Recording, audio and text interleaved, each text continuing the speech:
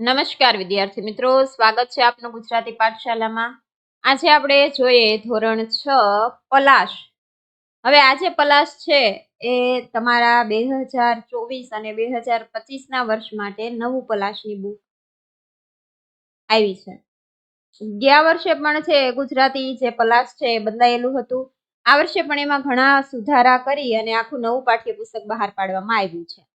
એ પાઠ્યપુસ્તકમાં કાવ્ય 1 આપેલું છે પર્વત તારા.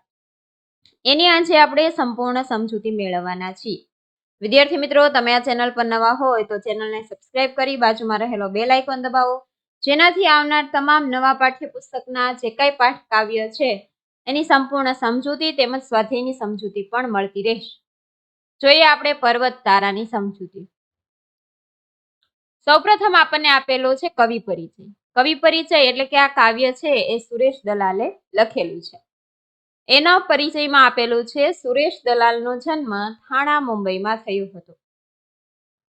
એકાંત, તારીખનું ઘર, નામ લખી દઉં જેવા કાવ્ય સંગ્રહો તેમણે આપ્યા છે. તેમણે નિબંધો પણ લખ્યા છે. તેમને રણજીતરામ સુવર્ણચંદ્રક અને સાહિત્ય અકાદમીના પુરસ્કાર પ્રાપ્ત થયેલા છે. તેઓને આ બંને એવોર્ડ મળેલા છે. હવે જે ફકરો આવશે એમાં કાવ્યમાં કઈ બાબત આવે છે એના વિશે આપેલું છે. આ સુંદર પ્રાર્થના છે. પ્રાર્થનામાં આવતા પર્વત, નદી, સરોવર, દરિયો, વૃક્ષો, સૂર્ય, ચંદ્ર, તારા, પ્રાણી, પક્ષી, જીવજંતુઓ વગેરે કુદરતના અંશોનો મહિમા વર્ણવ્યો છે. અહીં કવિ કુદરતના સઘળા અંશોમાં ઈશ્વરને જુએ છે. પ્રાર્થના આપેલી છે અને પ્રાર્થનામાં છે એ કુદરતના જે કુદરતી તત્વો છે એનું મહત્વ આપણને આપેલું છે. કુદરતી તત્વો એટલે કે પર્વત, નદી, સરોવર, દરિયો આ બધાનો સમાવેશ કરેલો છે. જોઈએ આપણે કાવ્ય સમજીએ એટલે ખબર પડશે. પર્વત તારા પહોળા ખભા, સરોવર તારી આંખ. હે ઈશ્વર, હું તને જોઉં છું ક્યાંક ક્યાંક ને ક્યાંક. દરિયો તારું દિલ વિશાળું, વૃક્ષો તારી વાત. મેઘધનુષ્યના રંગોમાં તું રમી રહ્યો રળિયાત. તું તરણાનો તારણહારો, ઝરણાનો તું નાદ. ફૂલ ફૂલની રસ સુગંધે તારી છે સોગાત. સિંહ, વાઘ ને કોયલ, બુલબુલ, પતંગિયાને તમરા. સૂર્ય ચંદ્રને તારા આભે અહીં આગિયા ભમરા. રાડ ત્રાડ ને લાડની સાથે મોર પીછનો સુર. સંતા કુકડી રમતો રમતો રહે નજીક ને દૂર. અજવાળાના કાંઠા વચ્ચે અંધારાની નદી વહે. એમાં મારી હોડીને આ કોણ હંકારે તું જ કહે. સરસ મજાની જે પ્રાર્થના આપેલી છે એની સમજૂતી મેળવીએ આપણે. પર્વત તારા પહોળા ખંભા, સરોવર તારી આંખ. હે ઈશ્વર, હું તને જોઉં છું ક્યાંક ક્યાંક ને ક્યાંક. પર્વત છે, સરોવર છે, આ બધાની રચના અથવા તો આ બધાનું સર્જન કોને કરેલું છે? તો કે આપણને ખબર છે ઈશ્વરે, ભગવાને એનું સર્જન કરેલું છે. અને પર્વત છે અથવા તો નદી છે, સરોવર છે એને જોઈએ ત્યાં આપણું મન છે એ ખીલી ઉઠે છે. પેલા આપેલા છે શબ્દાર્થ આપેલા છે ખંભા એટલે જેને આપણે ખભા કહીએ છીએ. સરોવર એટલે કુદરતી રીતે બનેલું સરોવર અથવા તો તળાવ. સમજૂતીમાં છે કે કવિ ઈશ્વરને દરેક જગ્યાએ નિહાળી રહ્યા છે. તેઓ પર્વતમાં ઈશ્વરના ખભા અને સરોવરમાં ઈશ્વરની આંખોને જોઈ રહ્યા છે કે દરેક જગ્યાએ છે એ ઈશ્વર સમાયેલો હોય છે. બીજી પંક્તિ છે દરિયો તારું દિલ વિશાળું, વૃક્ષો તારી વાત. મેઘધનુષ્યના રંગોમાં તું રમી રહ્યો રળિયાત. શબ્દાર્થ છે વિશાળું એટલે થાય વિશાળ અથવા તો ઘણું મોટું હોય અને આપણે વિશાળ કહેતા હોઈએ. રળિયાત એટલે થાય સુંદર. કવિને દરિયામાં છે ઈશ્વરનું વિશાળ હૃદય દેખાય છે. દરિયો કેવડો હોય તો કે જ્યાં સુધી આપણે જોઈએ તો એની સીમા પણ દેખાય નહીં, એનો બીજો કિનારો પણ આપણને દેખાય નહીં, એટલું વિશાળ હૃદય છે ઈશ્વરનું હોય છે. વૃક્ષોમાં ઈશ્વરની વાતો સંભળાય છે.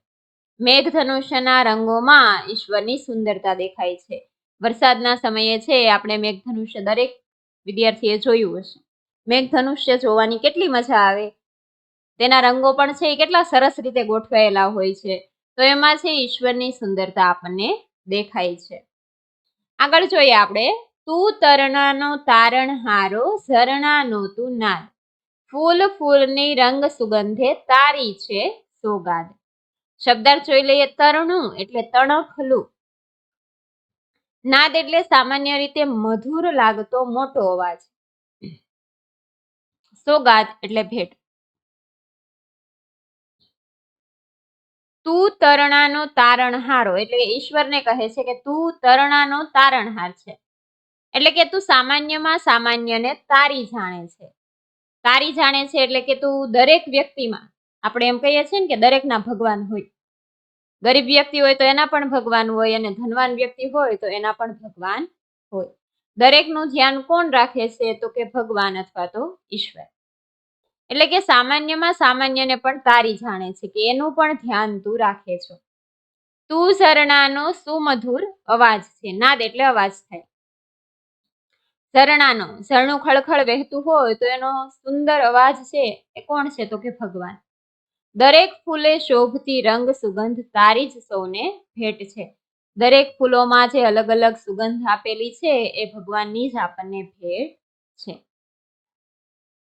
ગુલાબ હોય તો અલગ હોય, મોગરો હોય તો અલગ હોય, એવી રીતે દરેક ફૂલોની સુગંધ જે છે એ ભગવાનની આપણને આપેલી એક અમૂલ્ય ભેટ છે.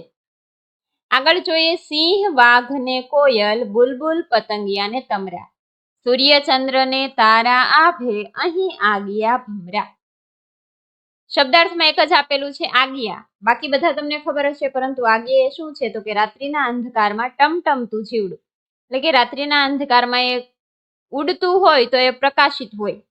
તમે આગિયા એવું ગૂગલમાં સર્ચ કરજો એટલે સરસ મજાના આવશે. અંધારામાં જાણે ફ્લેશ લાઇટ કરેલી હોય ને એવું દેખાશે. જોઈએ આપણે. તે જાત જાતના પ્રાણીઓ અને પક્ષીઓનું સર્જન કર્યું છે, અને એ પણ કેવા? તો કે બધા અલગ અલગ. સિંહ, વાઘ જેવા હિંસક, તો બુલબુલ જેવા સુંદર પક્ષીઓ, તથા પતંગિયા, તમરા, આગિયા અને ભમરા જેવા કીટકોનું પણ સર્જન હે ઈશ્વર તે કર્યું છે. આકાશમાં સૂર્ય, ચંદ્ર અને તારા એ તારી જ કલાનું સર્જન છે. એટલે કે આ બધા તત્વોનો સર્જનહાર કોણ છે? તો કે ઈશ્વર પોતે.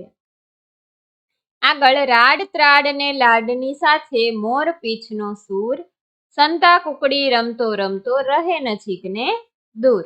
ત્રાડ એટલે ગર્જના થાય, અને સૂર એટલે સ્વર અથવા તો અવાજ.